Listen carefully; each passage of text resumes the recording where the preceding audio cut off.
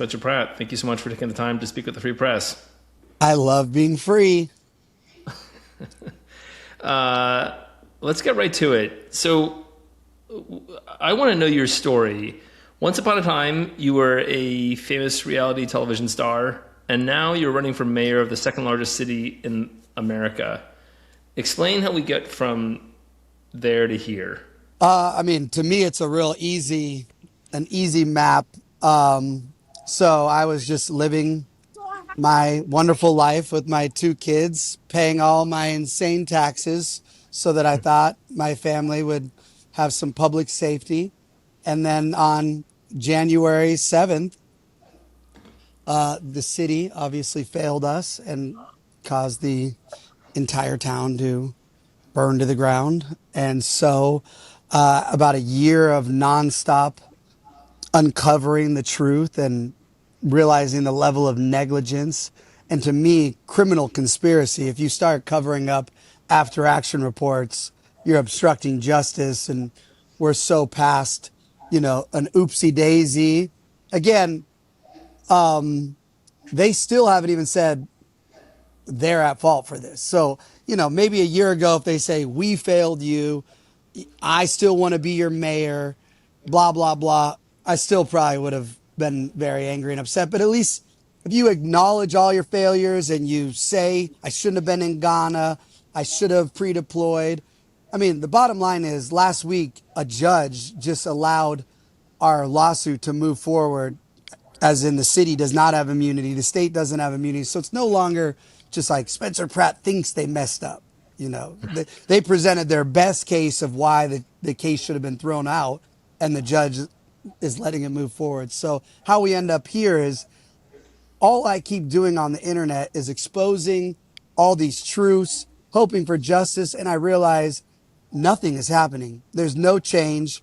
There, business as usual, campaign time.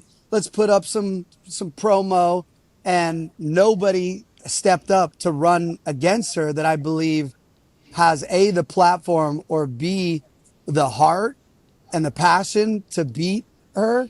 So that's how we ended up Spencer from television to Spencer now wanting to save his city from the destruction that is ongoing, in a quick ish Yeah. version. How would you describe your politics on January 6th, 2025? I've been just paying my taxes, whoever the president is, whether it's Biden, Obama, Trump, whoever the president. I always am the type of person that's the president. I don't go after whoever the president is.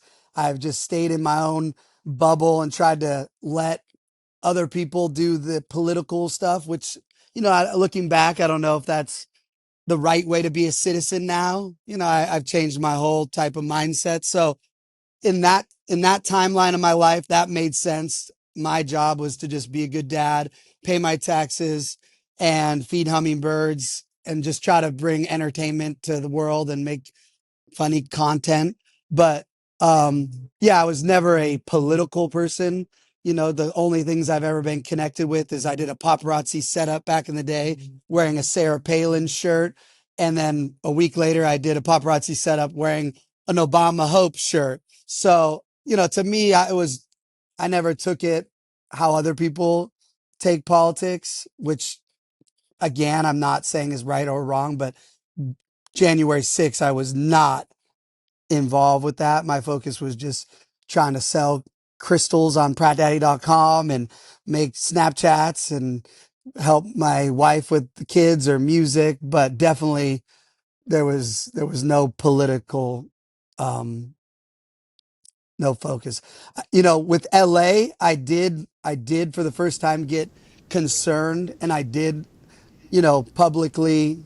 I even he may not have listened to me, but when I first met Rick Caruso, because he built his village in the Palisades, and I felt like, oh, this is a great, cares about the city and wants to build all this. And years ago, I want to say like week one of Palisades Village, I met him like, you should be the governor, man. And he was like, I think he said, although whiskey in Sacramento couldn't get me to move out there. I don't know what the quote exactly was, but I was like, whatever it was, when he ended up announcing that he was going to run for mayor, that was the first time that I, wore a political hat. Like I wore a Caruso hat, I think, around town because I definitely believed LA needed somebody who I felt like cared about, building great stuff for the community, just on my basic understanding. I was like, this is it. Right. So that was the first time, if anything. And then I also, the So that other, was only other, that was back in 2022 when he ran.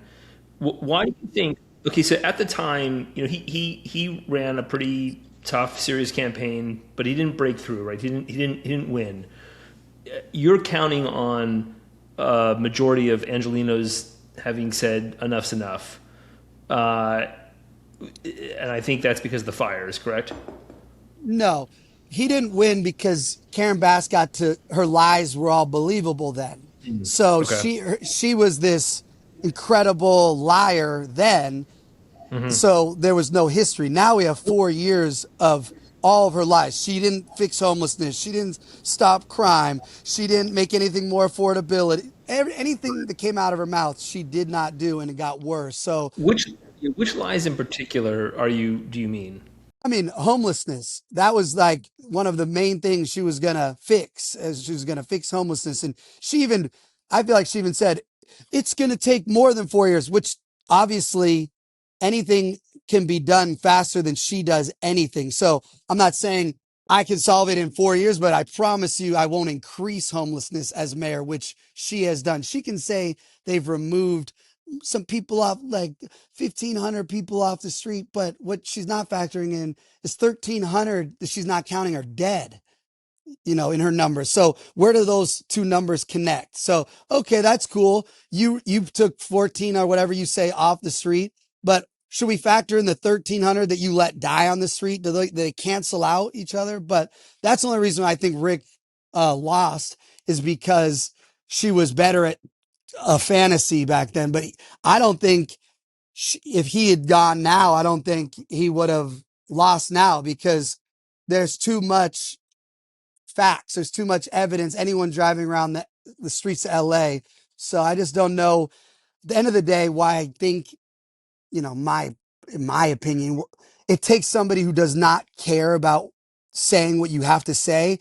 And at the end of the day, Rick Caruso has a big business. He's very likable and all this. You want to play in the game of politics now, you got to play in the gutter with these people. And that's where I have the edge, where Caruso has things to lose. He has a brand. I have nothing to lose. I can go after every detail as hard as you need to go to expose these people. So I think that's the only, like, if he went 110 in and didn't care about Rick Caruso, the franchise, I think he definitely could have beat her this run.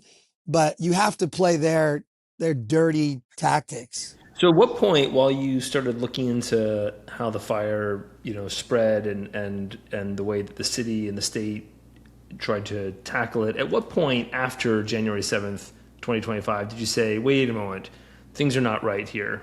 I would have to look at when I think I was the second plaintiff to file against the city and the state and the LADWP. So I'd have to give you that date, but when I started connecting all the dots, and I called a lawyer and I was like, I want to file right now. So I could get you the exact date because, Was it pretty I mean, early on, or yeah, had been like, that case, that was way, here's the bottom line. I live next door to a reservoir that was empty that they drained in June of 2024. Every week, almost every week, had the fire department on my street doing drills. So once you start being like, wait, I never heard a single siren. I never knew they drained both reservoirs. And you find out that Karen Bass is putting that LADWP Janice Quinones in charge, or giving her the green light. I know they're their own thing, but it's all, she was part of that.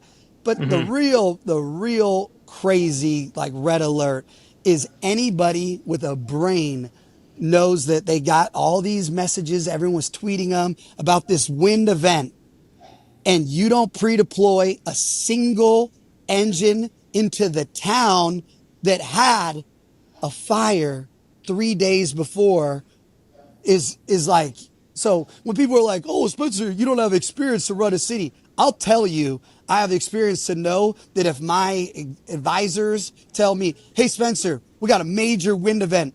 And I'll say, my follow up question is, have there been any fires recently in this area? We should definitely go put a truck. Like these are basic. This is not, oh, how do you run the second largest city? And that's how you run a freaking Mexican restaurant I'm at. Like this is so basic, that. So what we're dealing with, like the so low the level of expectations. So again, I may not be the most qualified, but the people I'm running against, they aren't either. They are horrible at their jobs. So go And on. to be clear, you and Heidi lost your home, right, in the Palisades. I mean, it burned to the ground. Yes, it's all dirt and my parents. So two houses between the two family, the family, two houses were lost. You guys were not at home when the fire, like We when were, the we were, we were were. home. I was, yes.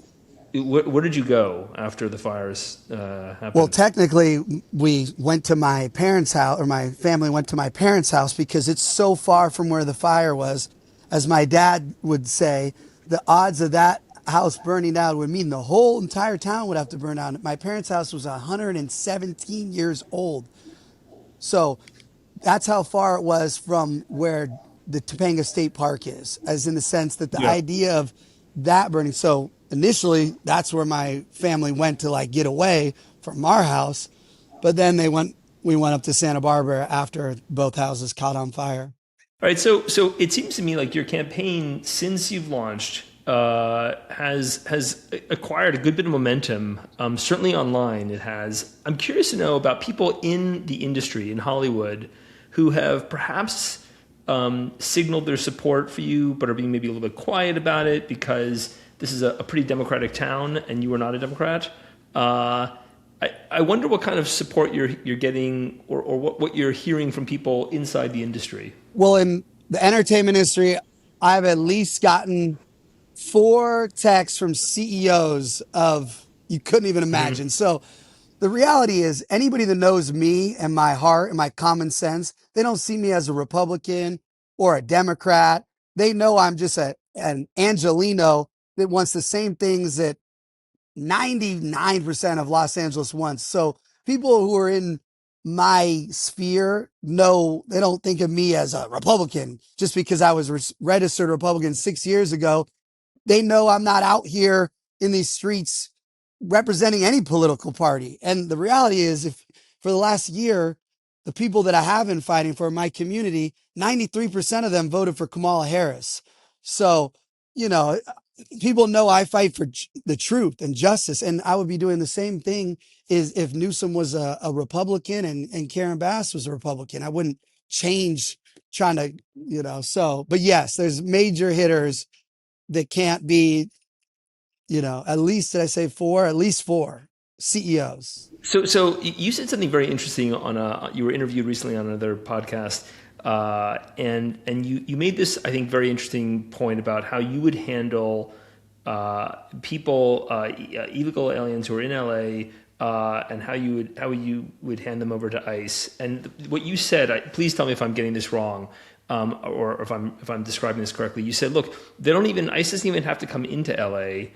We can put them on a bus or buses and ship them out to the desert, and then they can be picked up there. And I think the point was that's how we avoid conflict. There's no need then for ICE and troops and all the kind of ugly stuff that we've seen in Minneapolis, in Los Angeles. Is that a fair description? 100%. My goal as mayor is to be truly the most legendary public safety mayor, where when I come in, streets are getting cleared of drug addicts. There's no more encampments. If you're an illegal alien that is a rapist, murderer, drug dealer, child trafficker, I'm going to target the worst people, and I'm going to get so many of them that I'm going to be the beacon for the rest of the country, where if you dial down on your law enforcement, you work with other law enforcement agencies that are local. I don't need anybody but LA County sheriffs. I can even bring in the CHP, my state. We have enough of our own cops that if we go after, no one's going after any crime in Los Angeles, let alone illegal immigrant crime. We don't even go after illegal crime like a American criminal. So my point is I'm going to get out all the bad guys. That's the whole, we're no more just, oh, business as usual. So yes, I believe, and that's why, you know, when I say work with the federal government, I mean, I'm going to go to the feds and say, look, you don't need to come here because I'm going to do better than you're doing. Yeah, you made this point. You said that ICE, and again, I'm paraphrasing, but you said something like ICE is the best thing that's happened to Karen Bass, or as you put it, Karen Basura. Explain to me Well, what basura, you mean by that. Yeah, okay. basura, basura. I've been working on my Spanish for basura. I mean that ICE is the greatest thing that happened to her, and it's a fact. This isn't a maybe. Karen Bass was on the ropes. Everyone was done with her. Mhm. Whether you were from the Palisades, everyone was sick of her. Next thing you know, she's a freedom fighter. She, marching around like she's some Che Guevara rebel leader, doing her, she even makes her political marketing campaign like her with the SWAT truck and the city on foot. It is the best thing that happened to her because she doesn't have to talk about all her failures. She can just focus on these imaginary things where she's like, oh, I made it where they can't go on private property. Just all these BS things that the feds are going to do what the feds are going to do. And it's performative. Right. Now, actually, I think, and you've touched on something very important because I think what you're getting at is by turning this into a Donald Trump versus Karen Bass issue, then yes, it's a very smart move in a town that supported Bernie Sanders back in, I think it was 2016. Meaning this is a very, very progressive place. And if you can make this about a showdown with Donald Trump, then you greatly empower yourself. And so I think that's correct. And it's not just her, right? Gavin Newsom No, has, I was going to say Newsom's right, entire, our state has more record failures than maybe anywhere in the history of planet Earth. And this guy, all he does is talk about Trump. One of the best quotes from spending 2 weeks with the New York Times journalist that was following me around, he said in his group chat with his friends, he goes, I always argue with my own friends and I say, stop getting caught up in celebrity politics. Everyone wants to do the politics and, president versus this. He goes, you need to be concerned about your local politics. And that's what I learned. Who your LADWP person, who is your fire chief, who is the head of LAPD. So by doing thing where we're all, everyone's fighting the government, which the federal government, we're letting the people responsible for our cities and our towns fail and fail and fail. But then they go, oh, but I yell at this person. And they go, oh, thank you.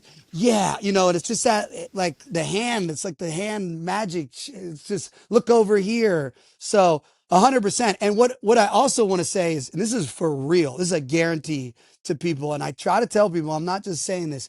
If you were bring back Karen Bass, ICE doesn't just stay. ICE is coming back times two, times three, because when you do that combative back and forth stuff, that's not how anything gets accomplished. You bring in right. me, I go make that deal. I say, look, I'm going to change it up here. And it worked for Mayor Lori San Yep. Francisco. He was about to have the National Guard, the ICE, everybody was coming. I mean, Lori's a pretty liberal Democrat, so it's a matter of how you approach these things, how you think about them. It's not a partisan. It doesn't have to be a partisan matter. And that's my point. And again, Okay, but let me ask you something else because you said something I think really important a moment ago that I wanted just to get to before we sign off, which is you said she's the, and I'm just recalling what you just said, but I think you said she's the performative one. You are, if nothing else, you are a very, very smart reality television performer, star. So I want to know what does that, when you say that, what is it? Because I think we see that a lot in our politics, right? The problem with like American politics writ large is that our elected officials tend to play politician very, very well, but there is a lack of understanding, awareness, or fortitude when it comes to actually being a leader and doing the things that have to get done. So what is the difference? And it'd be a great irony if the person who gets elected mayor of Los Angeles is a former actor who knows something about the difference between acting and being real.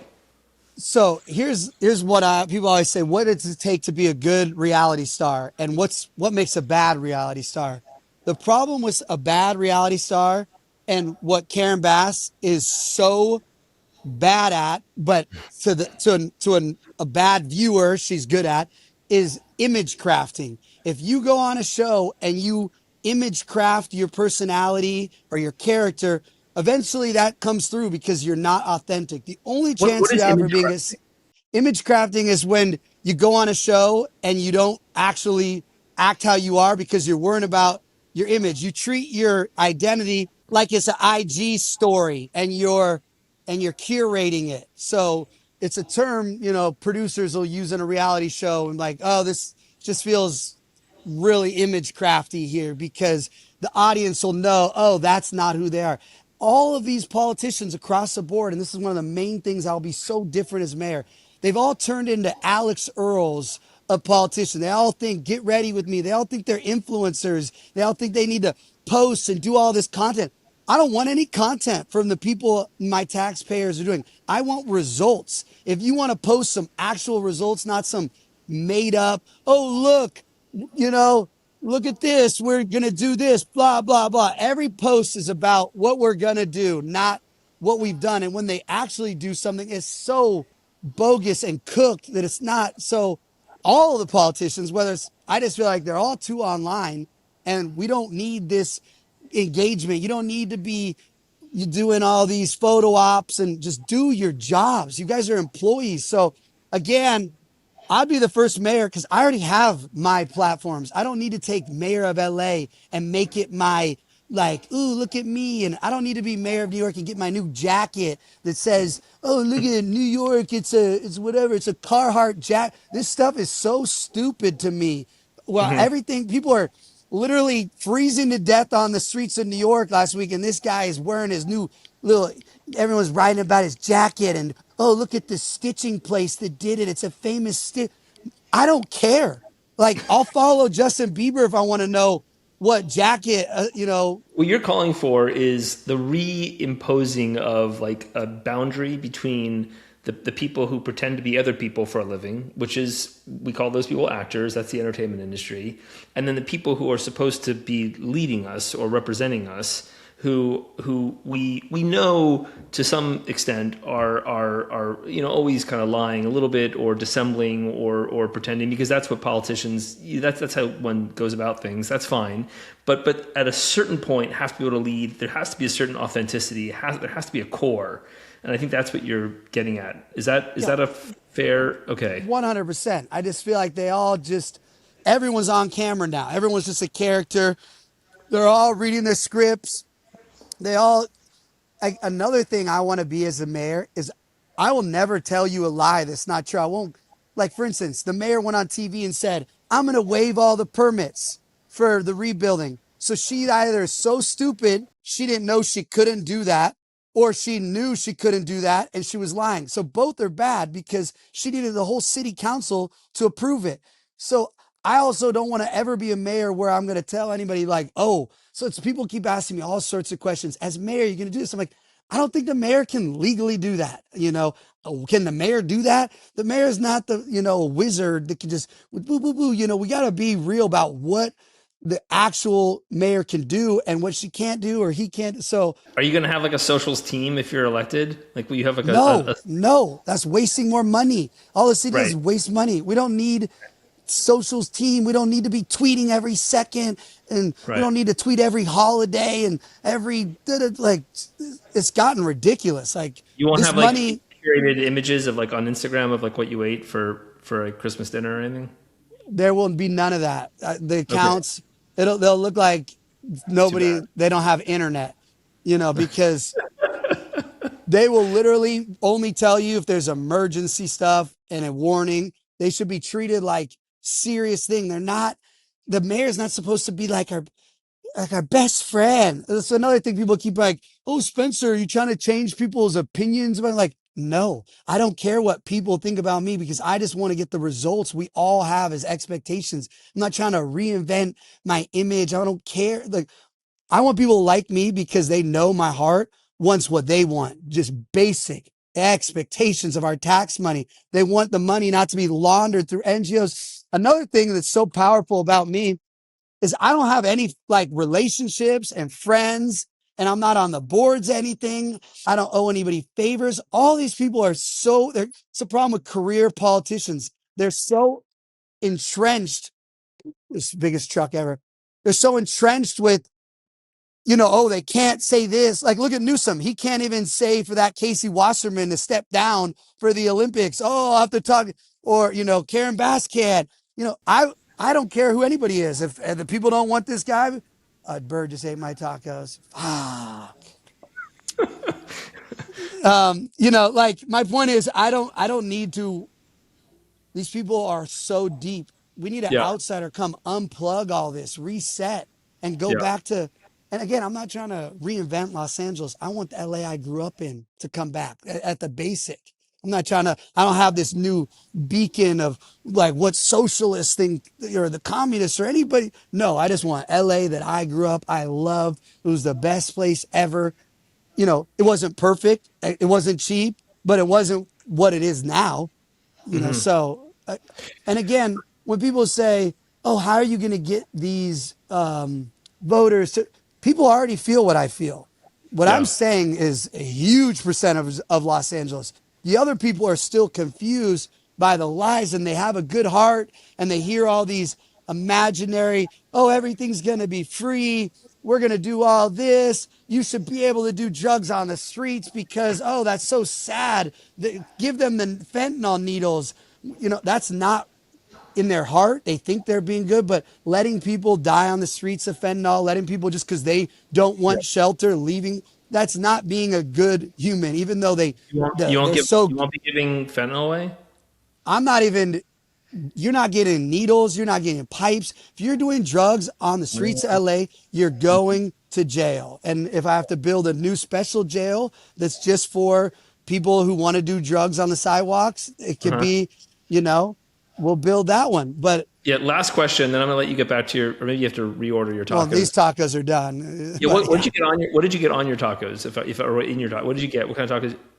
Those look carne good. asada. Yeah. Oh, it's solid.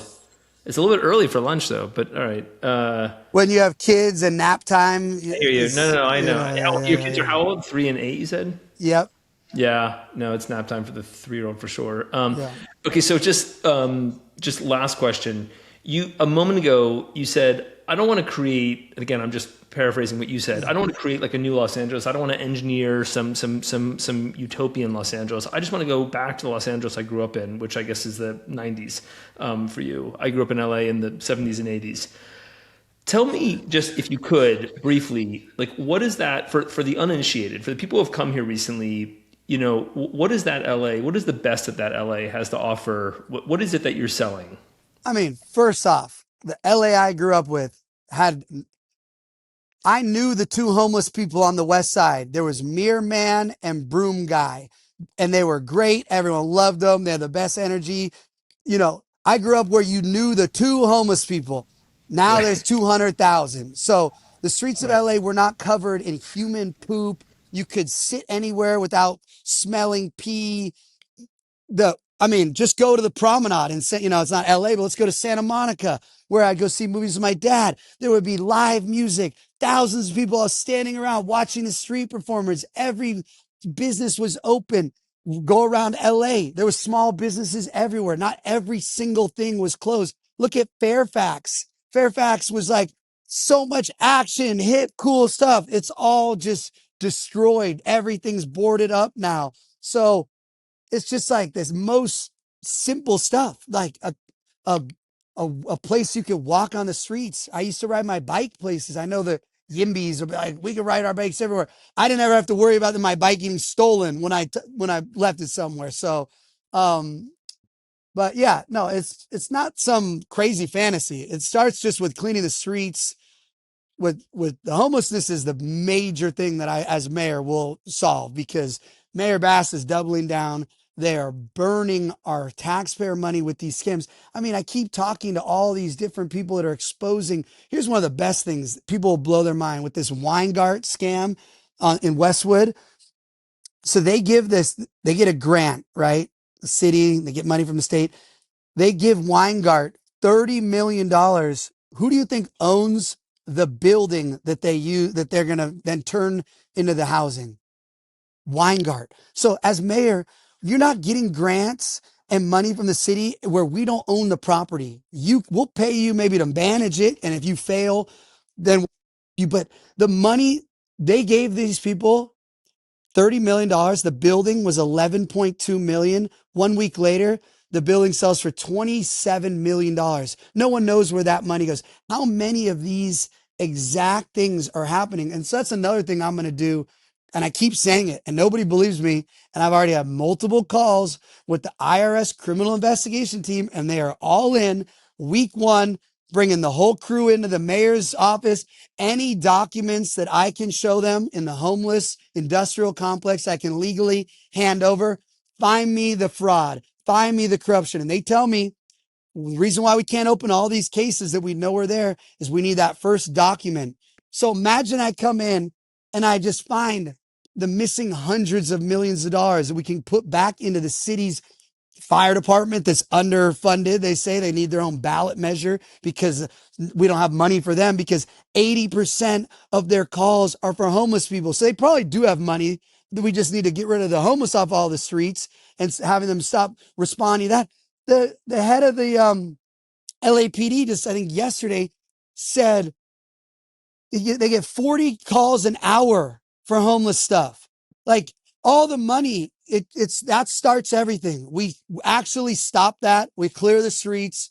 If you want to do drugs and you won't stop, you're going to jail. If you want treatment, we're going to put you in somewhere and you're going to get treatment, and we're going to really do something, not just talk about it. People are getting rich off of increasing homelessness. I promise you, as mayor, there's not a single NGO that I will give a grant or re-up if their bottom line shows 90% of the money goes to their business versus to actually solving homelessness. These people are getting $1.2 million for a year salaries. You think they want to clear our streets? If I was getting $1.2 million, I promise you the streets aren't getting clear if I'm one of these bad guys, you know? So it's not these like rocket science things. So people are like, oh, Spencer doesn't have experience.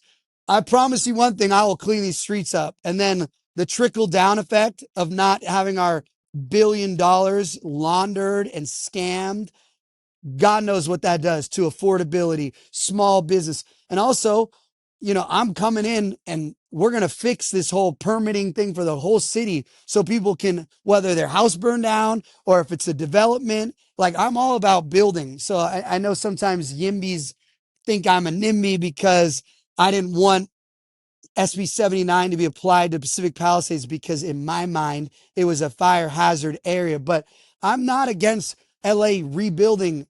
I don't think we should get rid of all our single family house communities. And I think there's lines, but I'm for building. And I think we got to get the permits across the board and the bureaucracy. And I can't rebuild because now they burned my house down and now they want me to put $1.2 million in caissons in the ground. So we need to look into this world where zoning is stopping people from actually being able to build. So, but again, it all starts with me getting rid of the corruption.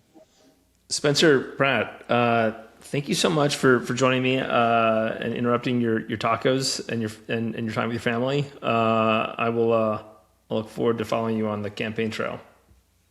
Again, ready for the best part we didn't even talk about?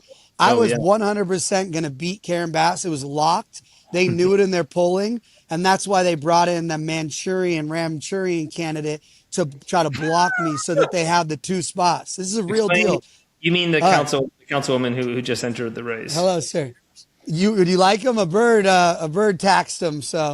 Um, so You're talking about So Nico Rogers. on Saturday, the night Yes. before, they had a meeting because I was polling with their polls. So Karen Bass was done and I was going to beat her. So they have a little team powwow and they get one of her friends, Ramchurian candidate, to announce and then to never really say anything that Karen Bass won't say. She's not saying, where is this lady saying she needs to resign right now for obstructing justice and covering up 12 people burning alive? If she was really going against Karen Bass, she would cook Karen Bass, but she's not. She's just raising her profile for her city council roles, and maybe she'll be mayor in her head 4 years from now.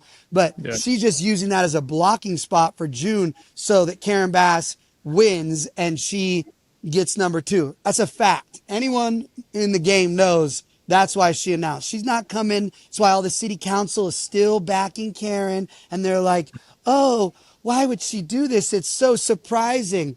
They did that to block me because it was going to be a runoff. Spencer Pratt versus Karen Bass. That's an interesting analysis. I actually think that you mean Nithya Raman, I think she hurts the mayor because she eats away at her progressive flank or her, but look, I mean, maybe. Not for June 2nd. They both end up going forward. And then for November, Karen Bass still has enough support because she has all the city council. She's got all the unions. Oh, I see what you're saying. Okay, so So your point is it's just that to block me to right not go from to getting November. right. So the hope is that the top two vote getters, for those who aren't aware of like sort of like the way the jungle primary works in California, it's a nonpartisan primary. So just the top two vote getters in June will then proceed to the general. And what you're saying is the idea is that they bring in Rahman so that the top two vote getters are both progressives, and then come the fall, is the idea that she would somehow She doesn't need to. Karen Bass beats her in the fall. She's got every union endorsement with those. Yeah. She already made the deals for them. Yeah. She can Yeah. guarantee them whatever kickbacks they get. And also, she'll never come at Bass the way you would have to come at Bass because everything they do together. She can't. If she calls out Bass for that, she's in charge of the homeless thing. Rahman fights Yeah. for these encampments next to schools. She can't expose Bass to beat her because it's exposing herself. They endorse each other. They're BFFs. So it's like in race cars. She's the car driving behind to keep the wind blocking it and blocking it. They're like Brad Pitt and the other dude in F1. This has been a lot of fun. I hope that you have a good lunch, and we'll catch up down the line. All right, hit me whenever. Thank you so much.